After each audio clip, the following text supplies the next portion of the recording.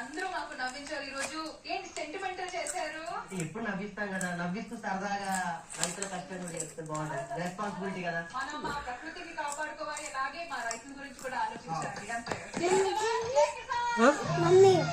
Mummy చూపిస్తా, నువ్వు తిను. మనోజ్ గారు ఎలా అనిపించింది స్కిట్ మీకు? చాలా చక్కని కాన్సెప్ట్. దీంట్లో మంచి మెసేజ్ ఎట్లా చూపించాలి? ఎంత దెబ్బతిన్నా పని చేసేది చూపిస్తాం. ఏం తింటున్నావు? చూపించిన విధం చాలా బాగుంది. ఏం తింటున్నావు? చాలా బాగుంది. బాగుందా? చాలా సెంటిమెంట్ బాగుందా? సూపర్.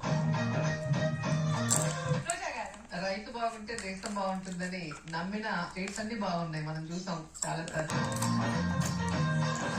ఈ మధ్యకాలంలో కూడా ఒక 1 month నుంచి మనం చూస్తున్నాం 2 తెలుగు రాష్ట్రాల్లో కూడా చేతికి పంట వచ్చి ఆ వర్షాల్లో మొత్తం మునిగిపోతుంటే ఆ రైతుల కన్నీళ్లు చూస్తుంటే ఇప్పుడు ఏ ఫీల్ అయితే మనసు కరిగిపోయిందో అదే ఫీల్ ఆ రోజు కూడా.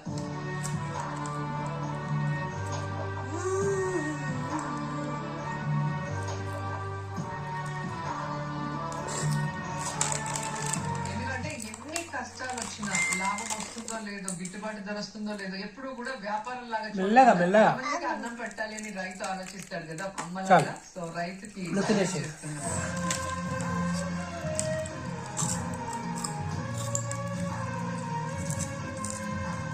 కానీ ఆ ఫైనల్ లో వర్షం వచ్చిన తర్వాత ఆటోమేటిక్ గా ఏడుపు వచ్చేసింది నాకు కూడా. నిజంగా చాలా మంచి మెసేజ్ చెప్తాం. రైతు బాగుండాలి, రైతుకి అందరూ సపోర్ట్ చేయాలి.